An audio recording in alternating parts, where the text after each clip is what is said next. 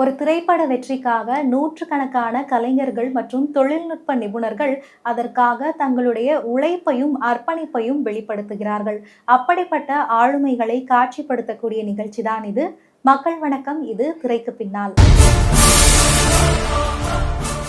இன்றைய திரைக்கு பின்னால் நிகழ்ச்சிக்காக திரைத்துறை ஆடை வடிவமைப்பாளரான திரு சிவகார்த்திக் அவர்கள் தான் சந்திக்க வந்திருக்கோம். சரி, வாங்க அவரை சந்திச்சு அவருடைய அனுபவங்களை கேட்டு தெரிஞ்சுக்கலாம். வணக்கம் சார், எப்படி இருக்கீங்க? ஓகே, ஆடை வடிவமைப்பாளராக நீங்கள் இருக்கீங்க. குறிப்பாக வந்துட்டு காஸ்டியூம் டிசைனிங் அப்படின்னு சொல்லக்கூடிய ஆடை வடிவமைப்பு அப்படின்னு வரும்போது சில பேர் அதுக்காக கோர்ஸ் படித்து நிறைய விஷயங்களை தெரிஞ்சுக்கிட்டு ஆடை வடிவமைப்பு துறைக்குள்ளே வருவாங்க. இன்னும் சிலர் வந்துட்டு ஒரு பெரிய காஸ்டியூம் டிசைனர்கிட்ட அசிஸ்டண்ட்டாக இருந்து கற்றுக்கிட்டு சினிமாவில் ஆடை வடிவமைப்பாளராக வருவாங்க. உங்களுடைய பயணம் எப்படி தொடங்குச்சு, அதை பற்றி சொல்லுங்கள். ஆக்சுவலாக வந்து நான் ஒரு 2 இயர்ஸ் வந்து ஸ்டடி பண்ண ஃபேஷன் டிசைன் முடித்தேன். ஸோ நெக்ஸ்ட்டு வந்து ஃபேஷன் டிசைன் முடிச்சுட்டு நான் ஒரு காஸ்டியூம் டிசைனர் அசிஸ்டண்ட்டாக ஒர்க் பண்ணேன். அவர் பேர் சத்யா என்ஜே. ஸோ அவர்கிட்ட நான் ஒரு 3 இயர்ஸ் ஒர்க் பண்ணேன். ஸோ நான் ஒரு 20 மூவிஸ் அசிஸ்டண்ட்டாக ஒர்க் பண்ணேன். ஸோ ஒர்க் பண்ணிவிட்டு எனக்கு இண்டிவிஜுவலாக ஒரு தனியாக மூவிஸ் வந்தது. ஸோ அந்த டைமில் வந்து நான் இண்டிவிஜுவலாக பண்ணிவிட்டு நான் என்னோடய ஒர்க்கை நான் இது ஸ்டார்ட் பண்ணேன். இப்போ ஆடை வடிவமைப்பாளராக நீங்கள் வந்துட்டு ஒரு அசிஸ்டண்ட்டாக இருந்து கற்றுக்கிட்டு அதுக்கப்புறம் மூவிஸ் பண்ண ஆரம்பிச்சிங்க அப்படின்னு சொன்னீங்க. உங்களுடைய முதல் திரைப்படம் ஆடை வடிவமைப்பாளராக என்ன திரைப்படம், அதை பற்றி சொல்லுங்கள். மூவி வந்து பெல்லுன்னு ஒரு மூவி பண்ணியிருக்கேன். ஸோ அதில் வந்து நிதிஷ் பீரான்னு சொல்லிட்டு ஒரு ஆக்டர், அவரும் பண்ணியிருக்காரு. நம்ம ஸ்ரீதர் மாஸ்டரும் பண்ணியிருக்காங்க. அது ஒரு ஃபஸ்ட்டு மூவி. எனக்கு நல்ல ஒரு எக்ஸ்பீரியன்ஸ். இப்போ இங்கே எடுக்கல, நம்ம ஏற்காடில் அங்கே ஒரு 30 டேஸ் ஸ்டே பண்ணி அங்கே தான் ஷூட் பண்ணோம். ஸோ அது ஒரு நல்ல எக்ஸ்பீரியன்ஸாக இருந்தது. அப்போ தான் நான் ஃபஸ்ட் மூவி, அப்போ தான் நம்ம கற்றுக்க முடியும்.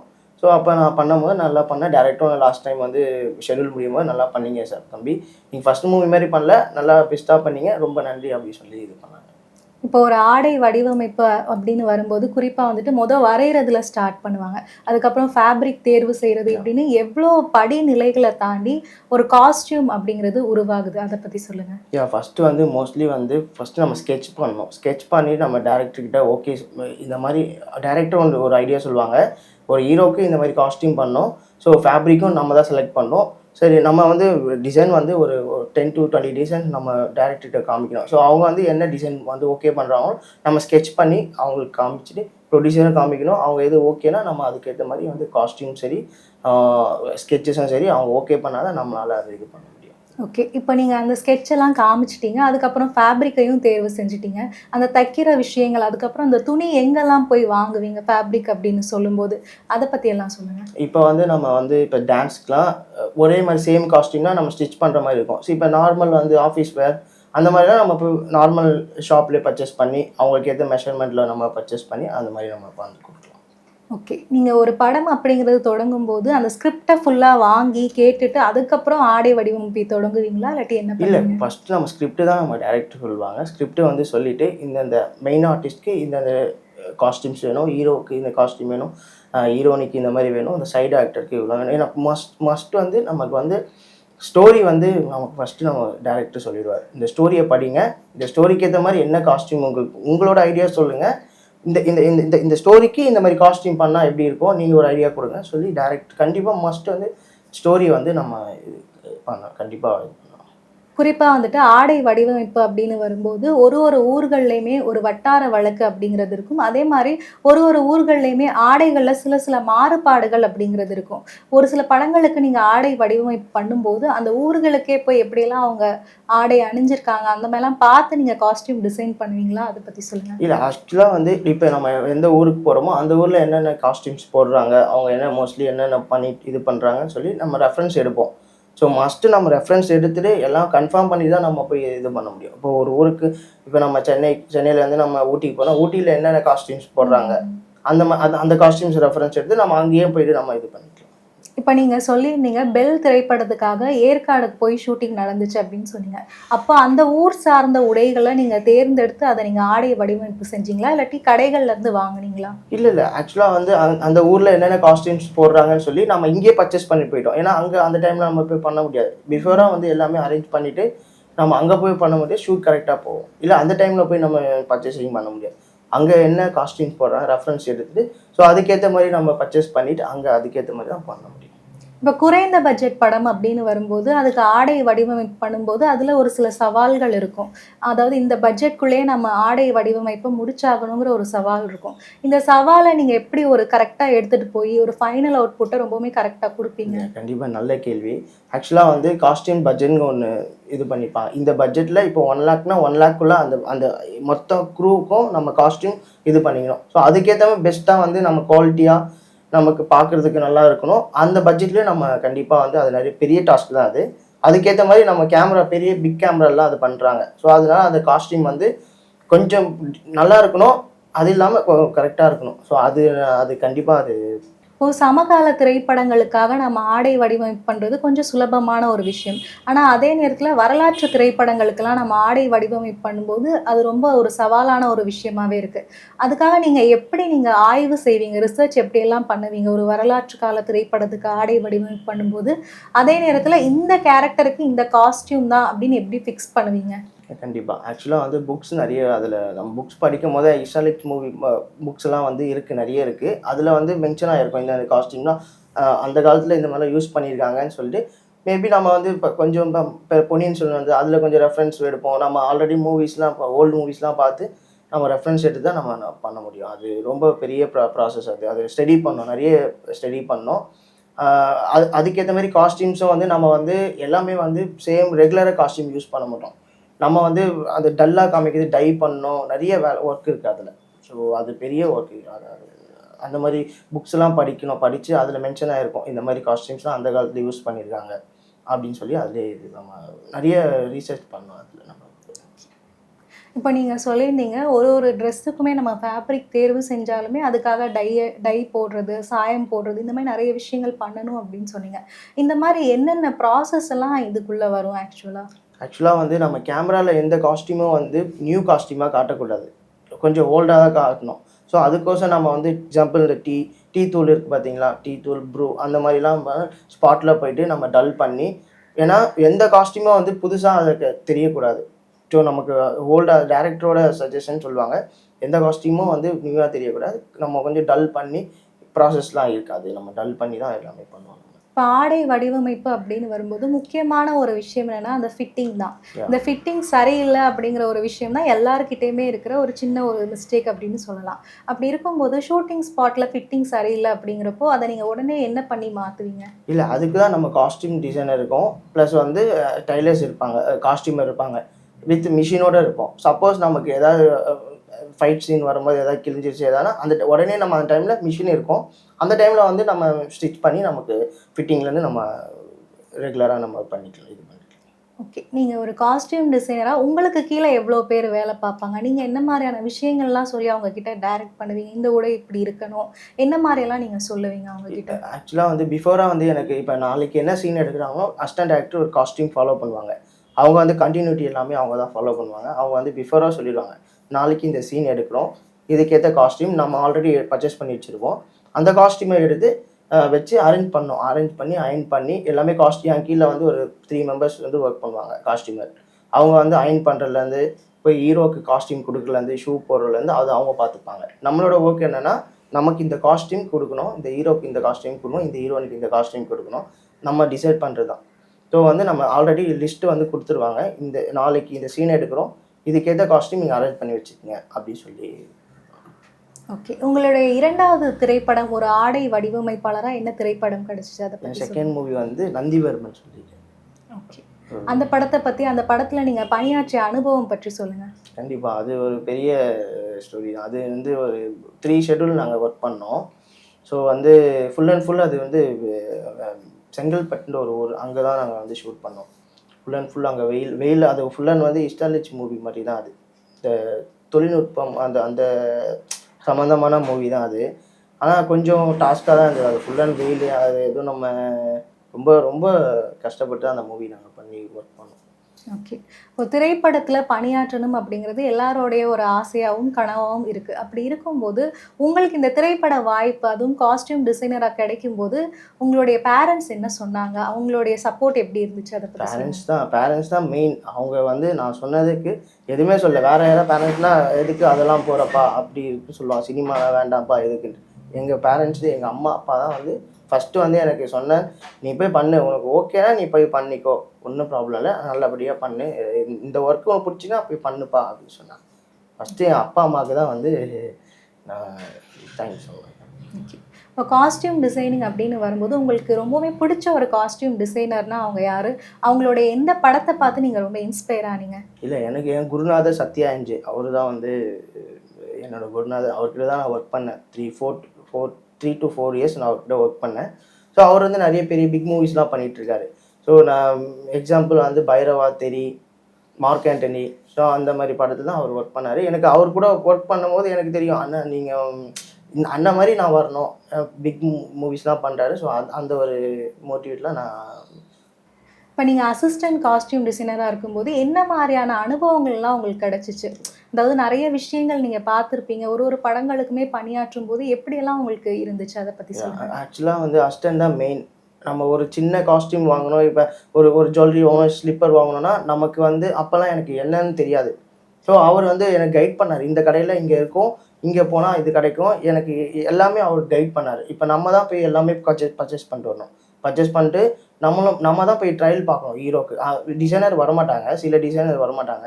ஸோ நம்ம தான் ஹீரோக்கு போய் பர்ச்சேஸ் பண்ணுறதுலேருந்து. ஸோ அந்த டைமில் நிறைய டாஸ்க் இருக்கும். ஹீரோ வந்து அந்த டைமில் எனக்கு இது பிடிக்கல, அது அவர் கன்வின்ஸ் பண்ணணும், நம்ம பேசணும், நிறைய அது இருக்குது. ஆனால் வந்து அவர் தான் எனக்கு ஃபுல் அண்ட் ஃபுல் ஒர்க் சொல்லி கொடுத்தாரு. இந்த கடையில் இந்த கிடைக்கும்பா, இந்த இடத்துக்கு போனால் இது வாங்கிடலாம் அப்படின்னு சொல்லி. ஆனால் நம்ம தான் வந்து அது இது பண்ணோம். அது ஓகே. இது வரைக்கும் நீங்கள் பணியாற்றிய 2 படங்கள், பெல் படமாக இருக்கட்டும், நந்திவர்மன் படமாக இருக்கட்டும், இந்த 2 படத்துலையுமே காஸ்டியூம் டிசைனராக பணியாற்றும் போது உங்களுக்கு கிடைச்ச ஏதாச்சும் ஒரு சுவையான அனுபவம் இருக்கா? அதை பற்றி சொல்லுங்கள். ஃபர்ஸ்ட் மூவி வந்து பண்ணும்போது, பெல்லுன்னு ஒரு மூவி பண்ணும்போது நிதிஷ் வீரான்ட்டு அவருக்கு வந்து ஒரு ஃபோட்டோ ஷூட் ஒன்று பண்ணேன். அவருக்கு வந்து இப்போ ஃபஸ்ட்டு வந்து அவருக்கு ஃபோட்டோ ஷூட் பண்ணும்போது அவருக்கே கான்ஃபிடென்ட் இல்லை. அப்புறம் நெக்ஸ்ட்டு வந்து அவர் வைரல் ஆயிடுச்சு அந்த ஃபோட்டோஸ்லாம். ஸோ அவருக்கு ஹீரோவாக ஒரு சான்ஸ் வந்தது. அந்த மூவி தான் பெல். ஸோ அதுக்கு வந்து நான் ஒரு ஃபோட்டோ ஷூட் பண்ணும்போது என்னை கூப்பிட்டு, உன்னால் தானே எனக்கு அந்த ஹீரோவாக சான்ஸ் கிடச்சிது, நீ போய் ஸ்ட்ரெயிட்டாக டேரக்டர் பாரு, அவரை போய் நீ வந்து பார்த்து உடனே ஓகே பண்ணு சொல்லி எனக்கு அது ஒரு அனுபவம், ஒரு ஃபஸ்ட்டு அனுபவம். அந்த ஃபோட்டோ ஷூட் பண்ணவொடனே ஒரு 3 to 4 டேஸில் வந்து எனக்கு கால் வந்தது அவர்கிட்டேருந்து. அவர் வந்து போயிட்டு டேரக்டர் போய் பாருப்பா, பார்த்துட்டு ஓகே, உடனே அங்கே டேரக்டர் ஓகே சொல்லிட்டாரு. அவர் வந்து என்ன சொன்னார், நீங்கள் பண்ண அந்த ஃபோட்டோ ஷூட் வந்து நல்லா இருந்ததுப்பா, ரொம்ப சூப்பராக பண்ணியிருக்கீங்க அப்படின்னு ஒரு நல்ல ஒரு அனுபவம். அது ஃபஸ்ட்டு மூவிக்கே அது எனக்கு கிடச்சிது, ரொம்ப பெரிய அனுபவம். உங்களுடைய ஒரு முதல் திரைப்பட வாய்ப்பு காஸ்டியூம் டிசைனராக கிடைச்சப்போ முதல்ல யார்கிட்ட நீங்கள் கால் பண்ணி அதை பற்றி சொன்னீங்க? எங்கள் அம்மா அப்பா அவங்கக்கிட்ட தான் நான் இவ்வளோ வருஷமாக நான் வந்து கஷ்டப்பட்டு ஒரு மூவி வந்திருக்குமா அப்படின்னு சொன்னேன். ரொம்ப ஹாப்பியாக ஃபீல் பண்ணாங்க.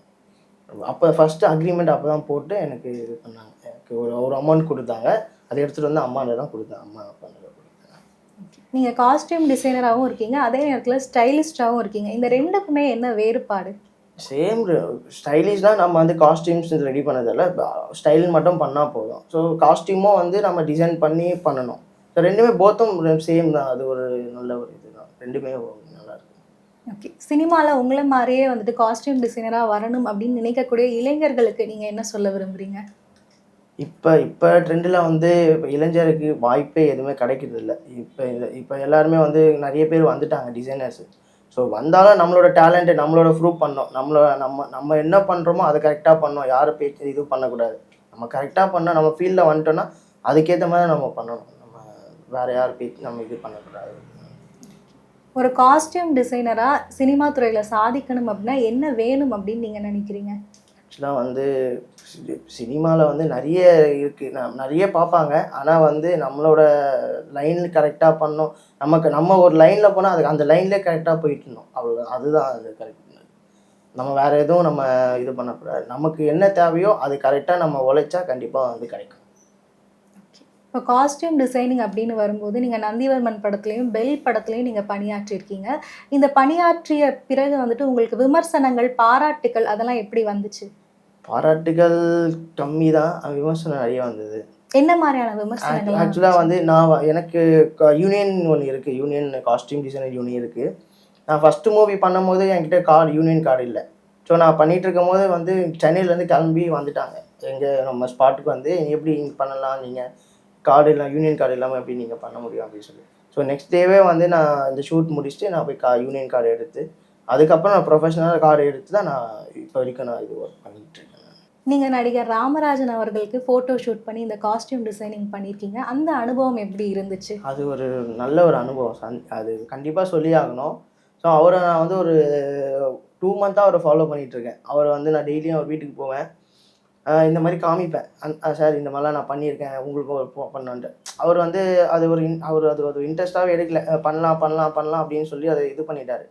ஸோ எனக்கு லாஸ்ட்டாக வந்து ஒரு நண்பர் வந்து போயிட்டு, தம்பி ரொம்ப நாளாக வந்து கேட்டுருக்காப்புல, நிறைய பண்ணியிருக்காரு, நீங்கள் ஒரு வாய்ப்பு கொடுங்க அப்படின்னு சொல்லிட்டு. அவர் வேண்டாத விருப்பாக தான் வந்தார். வந்துட்டு ஷூட் வந்தார், ஃபோட்டோ ஷூட் வந்தார், வந்து அவர் வேண்டாத விருப்பாக தான் பண்ணார். ஸோ அவர் ஃபஸ்ட்டு வந்து மேக்கப் போட்டு அவருக்கு ஹேரில் கையை வைக்க வேணாம்னு சொல்லிட்டாரு. எனக்கு ஹேரில் இது பண்ணாதீங்க அப்படி சொல்லி இது பண்ணார். நாங்களும் எவ்வளோ ட்ரை பண்ணி கன்வின்ஸ் ஆகிட்டு அதுக்கப்புறம் வந்தார். வந்துட்டு ஒரு 2 ஃபோட்டோ தான் பார்த்தாரு எடுத்துட்டு. அவருக்கே ஆச்சரியம், இது நானாடா அப்படின்னு சொல்லி என்ன கேட்குறாரு, நீ இதுக்காடா ஒரு 2 மாதமாக என்ன கஷ்டப்பட்டு இருந்த அப்படின்னு சொல்லி. அது அவருக்கு அதுக்கப்புறம் அந்த ஷூட் பண்ணதுக்கப்புறம் அவருக்கு நிறைய பேர் கால் பண்ணி விஷ் பண்ணாங்க. சார் நீங்களா சார், எப்படி சார் மாற்றினீங்க, யார் சார்ட்டு. அப்புறம் என்னோட நம்பர் கொடுத்து நிறைய பேர் டேரக்டர் எனக்கு கால் பண்ணி, தம்பி ரொம்ப அருமையாக பண்ணீங்க தம்பி, நான் அவர் மாதிரியே தெரில தம்பி, எங்கே கொண்டு வந்தீங்க, எப்படி அது அப்படின்ட்டு நிறைய பேர் எனக்கு அது வாழ்த்து சொன்னாங்க. அது அது எனக்கு மறக்க முடியாத ஒரு அனுபவம். அது அவருக்கே ஒரு ஆச்சரியமாக இருந்தது. அவர் வீட்டுக்கு போனீங்கன்னா பெரிய ஒரு நான் ஃபோட்டோ ஷூட் எடுத்து அவர் பெரிய ஆல்பமாக போட்டு வச்சுருக்காரு அவர் வீட்டில். அவர் என்றைக்குமே வந்து என்னை நம்ம சொல்லிட்டார், உன்னை மறக்கவும் மாட்டேன்டா, நீ என்னை அவ்வளோ எங்கே காமிச்ச, உன்னை நான் மறக்கவும் மாட்டேன் அப்படி என்னை என்கரேஜ் பண்ணார். கண்டிப்பாக நடிகர் ராமராஜனை தவிர வேற எந்தெந்த நடிகர்களுக்கு நீங்க காஸ்டியூம் டிசைன் பண்ணி அதை ஃபோட்டோ ஷூட்டை எடுத்து சமூக வலைத்தளம்? நான் ஃபஸ்ட்டு ஷூட் வந்து ஜூலி பண்ணேன். நெக்ஸ்ட் வந்து மாஸ்டர் மகேந்திரன், ஆக்டர் சாம், தென் வந்து ஹாஜித், அப்புறம் நம்ம ராமராஜ் சார், தென் வந்து ஆஷா கவுடான்ட்டு ஒரு ஹீரோனிக் பண்ணியிருக்கேன், ரேஷ்மா, நிறைய பேருக்கு பண்ணியிருக்கேன். ஒரு 10-20 மெம்பர்ஸ்க்கு அந்த ஷூட் பண்ணியிருக்கேன் நான். இந்த பிரபலங்கள் எல்லாம் உங்களுடைய ஆடை வடிவமைப்பை பார்த்துட்டு என்ன மாதிரியான ஃபீட்பேக்லாம் கொடுத்தாங்க? இல்லை, அவங்க ரொம்ப உங்கள் காஸ்டியூம் நல்லா இருக்குது, சில ஃபோட்டோஸ் பார்த்துட்டு இந்த காஸ்டியூம் நான் எடுத்துக்கலாம் அப்படின்னு கேட்பாங்க. கண்டிப்பாக எடுத்துக்கோங்க, ஏன்னா அவங்க லைக் பண்ணுவாங்க. ஸோ நீங்கள் நல்லா பண்ணியிருக்கீங்க, ரொம்ப பிடிச்சிருக்கு. ஆனால் எல்லா காஸ்டியூமும் வந்து ஃபோட்டோ ஷூட் பண்ணும்போது அவங்களே வாண்டடாக கேட்பாங்க, உங்களுக்கு எதாவது பே பண்ணணுமா, எதாவது கொடுக்க அந்த காஸ்டியூம்க்கு. நான் வந்து நீங்கள் வந்ததே, நீங்கள் எனக்கு காஸ்டியூம் போட்டதே எனக்கு ஒரு இதுதான், நீங்கள் கண்டிப்பாக எடுத்துக்கோங்க. இப்போ இருக்கக்கூடிய காலகட்டத்தில் எல்லாருமே அவங்களுடைய சமூக வலைத்தள பக்கத்தில் காஸ்டியூம் டிசைனிங் சார்ந்து அவங்களுடைய நிறைய விஷயங்கள் ஒர்க்கெல்லாம் போடுறாங்க. அப்படிங்கிறப்போ ஒரு காஸ்டியூம் டிசைனராக நீங்கள் என்ன மாதிரியான விஷயங்கள்லாம் பண்ணணும்னு நினைக்கிறீங்க சமூக வலைத்தளத்தில்? மெயினாக வந்து ஃபோட்டோ ஷூட் தான் நம்ம பண்ணணும். நம்ம ப்ரொமோட் பண்ணோன்னா கண்டிப்பாக நம்மளோட அவுட்ஃபிட் கண்டிப்பாக நம்ம கொடுத்தே ஆகும். ஸோ வந்து மோஸ்ட்லி இப்போ வந்து எல்லாம் பார்த்தீங்கன்னா ரீல்ஸ் பண்ணுறாங்க. இப்போ சோஷியல் மீடியா இல்லைன்னா நம்ம எதுவும் பண்ண முடியாது. சோஷியல் மீடியா ப்ரொமோட் பண்ணால் தான் நம்மளும் ப்ரொமோட் ஆக முடியும். ஸோ வந்து மோஸ்ட்லி வந்து நம்ம இன்ஸ்டாவில் வந்து ப்ரொமோட் பண்ணிகிட்டே இருக்கணும். நம்மளோட ப்ரொஃபைலை நம்ம ப்ரொமோட் பண்ணிகிட்டே இருக்கணும். ஃபோட்டோ ஷூட் ஆக்டிவாக இருக்கணும். ஃபோட்டோ ஷூட் பண்ணிக்கிட்டே இருக்கணும் நம்ம. ஸோ அதுதான் மெயின், அது நான் நினைக்கிறது. உங்களுடைய அடுத்தடுத்த பட வாய்ப்புகளை பற்றி சொல்லுங்கள். இல்லை, இப்போதைக்கு நான் வந்து டிசம்பர் 24 ஒரு மூவி பண்ணிகிட்ருக்கேன். ஸோ வந்து வெக்டர் ஒரு மூவி போயிட்டுருக்கு ப்ராசஸ்ஸு. ஸோ அது ஒரு 3 மூவிஸ் வந்து கமிட்டில் இருக்கேன். இன்னும் அதை ஷூட் ஸ்டார்ட் பண்ணல. ஸோ அது கூடிய சீக்கிரத்தில் ஸ்டார்ட் பண்ணிடுவாங்க. இப்போ நீங்கள் பண்ணக்கூடிய அந்த மூவியில் என்ன மாதிரியான ஆடை வடிவமைப்புகளை நீங்கள் பண்ணிகிட்ருக்கீங்க? இப்போதைக்கு நார்மலாக வந்து ஒரு பேசிக்கான ஒரு மூவிக்கு வந்து இந்த மாதிரி தான் வேணும். நார்மல் காஸ்டியூம் தான், ரொம்பலாம் நார்மலான ஒரு காஸ்டியூம்ஸ் தான் நம்ம வந்து பண்ணிகிட்ருக்கோம். இப்போதைக்கு நம்ம எதுவும் ஸ்கெட்ச் பண்ணிகிட்ருக்கேன். இந்த டேரக்டருக்கு வந்து சொல்லியிருக்காங்க, சில ரெஃபரன்ஸ் அனுப்பிச்சிருக்காங்க. ஸோ அதுக்கேற்ற மாதிரி நான் ரெடி பண்ணிகிட்ருக்கேன். ஃபினிஷ் பண்ணோடனே நான் போய் டேரக்டர்கிட்ட காமிச்சு அதை ஓகே பண்ணி ப்ராசஸ் பண்ணுவேன். ஓகே, இப்போ நீங்கள் சொல்கிறீங்களே இந்த மாதிரி ஸ்கெட்ச் பண்ணிவிட்டு நான் டேரக்டருக்கு காமிச்சிட்டு அவங்க ஓகே சொன்ன உடனே தான் நம்ம காஸ்டியூம் வடிவமைப்பு அப்படிங்கிறது பண்ணுவோம் அப்படின்னு சொல்கிறீங்க. இந்த மாதிரி நீங்கள் காஸ்டியூம் வடிவமைச்சதுக்கப்புறம் அவங்க டேரக்டர் ஏதாச்சும் குறைகள் சொல்லும்போது நீங்கள் அதை மாற்றிப்பீங்களா, இல்லாட்டி இல்லை இது பண்ணால் கரெக்டாக இருக்கும் அந்த மாதிரி நீங்கள் பேசுவீங்களா? இல்லை, அவங்க மோஸ்ட்லி டேரக்டர் என்ன ஐடியா இருக்குன்னு சொல்லுவாங்க, இந்த மாதிரி மாற்றணும்னு சொல்லுவாங்க. அதை நான் மாற்றிக்கிட்டுப்பேன். ஆனால் நானும் ஒரு சஜஷன் சொல்லுவேன், சார் இது மாற்றினா இது கொஞ்சம் அப்படி சொல்லுவேன். சில டேரக்டர் கேட்டுப்பாங்க, சரி ஓகேப்பா உன்னோட இஷ்டம், கொஞ்சம் லைட்டாக மாற்றிக்கலாம் அப்படின்னு சொல்லுவாங்க. சில டேரக்டர் வந்து ஓகேப்பா இதுவே போதும்ப்பா அப்படின்னு சொல்லுவாங்க. ஸோ அவங்க ஏன்னா டேரக்டர் தான் மெயின், அவங்க தான் ஸ்டோரி எழுதுறாங்க. இந்த காஸ்டியூம் நம்ம தான் மெயின் ஆன காஸ்டியூம்ஸு. ஸோ நம்ம ஒரு ரெஃபரன்ஸ் தான் கொடுக்குறோம். அவங்க செலக்ட் பண்ணால் அதுக்கேற்ற மாதிரி அதில் என்ன நமக்கு டிஃப்ரெண்ட் காட்ட முடியும், கலர்ஸ்லேருந்து ஃபேப்ரிக்லேருந்து நம்மளோட கண்டிப்பாக நம்மளோட அவுட்ஃபிட் வந்து எக்ஸ்ட்ரா தான் நம்ம பண்ணணும். ஓகே. உங்களுக்கு அந்த மாதிரி ஏதாச்சும் ஒரு அனுபவம் இருக்கா? ஏதாச்சும் டைரக்டர்ஸ் இந்த மாதிரி சொல்லி நீங்கள் மாற்றி அந்த மாதிரி ஏதாச்சும் அனுபவம் இருக்கா? நான் வந்து ஒரு ஃபோட்டோ ஷூட்னால அது வெப் சீரிஸ் மாதிரி அது காளி கெட்டப் ஒன்று. ஸோ அந்த காளி கெட்டப்பில் வந்து டேரக்டர் என்ன சொன்னார்னா, நான் ஒரு டிசைன் பண்ணேன். அவர் என்ன சொன்னார்னா, அது ரொம்ப இதுவாக இருக்கேப்பா அது அப்படின்னு சொன்னார். சார் கண்டிப்பாக அது நல்லா வரும் சார் அது அப்படின்னு சொல்லி அவரை கன்வின்ஸ் பண்ணி அதுக்கப்புறம் லாஸ்ட்டாக அது நல்லா வந்தது. அவரே வந்து ஓகேப்பா நல்லா இருக்குது அப்படின்னு சொல்லி சொன்னார். நீங்கள் இது வரைக்கும் ஆடை வடிவமைப்பு பண்ணதுலேயே உங்களுக்கு ரொம்ப பிடிச்ச காஸ்டியூம் அப்படின்னா அது என்ன? அதை பற்றி சொல்லுங்கள். எனக்கு வந்து மோஸ்ட்லி வந்து இந்த ஃபேஷன் அந்த மாதிரி சம்மந்தமாக தான் எனக்கு காஸ்டியூம் பிடிக்கும். எனக்கு வந்து ஃபுல் அண்ட் ஃபுல் இந்த கொஞ்சம் கிளாஸாக அந்த மாதிரி லுக்கு அந்த மாதிரி தான் எனக்கு பிடிக்கும். அந்த மாதிரி தான் நானும் அதை ட்ரை பண்ணுவேன். இப்போ ஒருத்தங்க இருக்காங்கன்னா அவங்களுக்கு அப்படியே ஆப்போசிட்டாக நான் பண்ணணும். அவங்களுக்கே யோசிப்பாங்க. ஸோ அந்த மாதிரி தான் எனக்கு பிடிக்கும். நான் வந்து அந்த மாதிரி தான் ஒர்க் பண்ணிருக்கேன் நான். ஓகே. இப்போ ஒரு படம் அப்படின்னு வரும்போது குறிப்பாக ஒரு பல கேரக்டர்ஸ் இருக்கும். அதில் வந்துட்டு அமைதியான கேரக்டர் அப்படின்னா அது ஒரு மாதிரி இருக்கும். அதே நேரத்தில் கோபப்படக்கூடிய கேரக்டர் தான் அது ஒரு மாதிரி இருக்கும். இந்த டிஃப்ரென்ஷியேஷனை காமிக்கிறதுக்கு நீங்கள் ஆடைகளில் என்ன மாதிரியான நிறங்கள் எல்லாம் பயன்படுத்துவீங்க? இப்போ நம்ம பேசிக்காக இப்போ நார்மலாக ஒருத்தர் இருக்கார், ஒரு ரகடாகவும் ஒருத்தர் இருக்கார். ஸோ நார்மலாக இருக்கிறவருக்கு இப்போ காலர் இல்லாமல் காலர் சில ரகடாக இருந்தால் காலர் தூக்கிட்டு மடிச்சு விட்டுட்டு அந்த அந்த டிஃப்ரென்ஸ் காமிக்கலாம். ஸோ கேரக்டர் இவர் வந்து ஒரு சாஃப்ட் கேரக்டர், இவர் ஹார்ட் கேரக்டர். அதுக்கு அந்த ஆர்ட் கேரக்டர் எப்படி காஸ்டியூம் போடுவார், என்ன மாதிரி போடுவார், சாஃப்டான கேரக்டர் எப்படி போடுவாங்க, அப்படி நம்ம வந்து கண்டிப்பாக நம்ம அது பண்ணுவேன். அது அந்த டிஃப்ரெண்ட் தெரியும். அதில் அந்த காஸ்டியூம்ஸ்லேயே தெரியும். இவர் ரகடானதுனா காலர் வந்து தூக்கிட்டு ஒரு மாதிரி இது பண்ணிவிட்டு பேண்ட் வந்து வேகி பேண்ட் அந்த மாதிரி அந்த டிஃப்ரெண்ட் வந்து கண்டிப்பாக காமிக்கும். இப்போ குறிப்பாக வந்துட்டு கலர்ஸ் அப்படிங்கிறது, நிறங்கள் அப்படிங்கிறது காஸ்டியூம் டிசைன் பண்ணுறதுல ரொம்பவுமே முக்கியமான ஒரு விஷயமா இருக்குது. ஒரு சில எமோஷன்ஸ்க்கு ஒரு சில வண்ணங்களை நம்ம காமிப்பாங்க. அந்த மாதிரி நீங்கள் உங்களுடைய படங்களில் பணியாற்றும் போது என்ன மாதிரியான வண்ணங்கள்லாம் இப்போ கோவமாக இருக்காங்க அப்படிங்கிறப்போ என்ன மாதிரியான நிறங்களை சூஸ் பண்ணுவீங்க? அதே நேரத்தில் ஒரு இரவு நேரத்தில் ஒரு படப்பிடிப்பு நடக்குதுங்கிறப்போ அதுக்கு தகுந்த மாதிரி என்ன மாதிரியான நிறங்களை நீங்கள் சூஸ் பண்ணுவீங்க? அதை பற்றி சொல்லுங்கள். கண்டிப்பாக ஆக்சுவலாக வந்து இப்போ நம்ம கலர் கரெக்ஷன் வந்து டைரக்ட்டுக்கு அப்புறம் கேமராமேன் கிட்ட தான் நம்ம வந்து சஜஷன் கேட்கணும். ஸோ கேமராமேனும் நாங்களும் ஒரு பேசிப்போம். இப்போ இந்த லொக்கேஷன் இது பேக்ரவுண்டில் இந்த மாதிரி கலர்ஸ் இருக்குது, இந்த கலர்ஸ்லாம் அவாய்ட் பண்ணிவிட்டு அவர் ஒரு கலர் சொல்லுவாங்க. கேமராமேன் வந்து ஒரு கலர் சொல்கிறாங்கன்னா ஸோ அதுக்கேற்ற மாதிரி ஒரு 4 கலர்ஸ் சொல்லுவாங்க. சொல்லிவிட்டு இந்த மாதிரி கலர்ஸ் யூஸ் பண்ணிக்கோ, இந்த கலர் வேண்டாம்ப்பா இதை அவாய்ட் பண்ணிக்கோ, ஏன்னா அந்த கேரக்டருக்கு அந்த கலர் வந்து ரொம்ப ஒரு இதுவாக காமிக்குது. ஸோ அதனால் இந்த கலர்ஸ் மட்டும் நீங்கள் யூஸ் பண்ணுங்க. உங்களை சந்திச்சதில் மிக்க மகிழ்ச்சி. இவ்வளோ நேரம் வந்துட்டு உங்களுடைய காஸ்டியூம் டிசைனிங் பயணத்தை பற்றி எங்களுக்காக ரொம்பவுமே அருமையாகவும் விளக்கமாகவும் சொன்னீங்க. நீங்கள் மேலும் மேலும் வளர்ந்து ஒரு பெரிய காஸ்டியூம் டிசைனராக ஆகிறதுக்காக மக்கள் தொலைக்காட்சி சார்பாக எங்களோட வாழ்த்துக்களை நாங்கள் ரொம்ப தெரிவிச்சுக்கிறோம். நன்றி.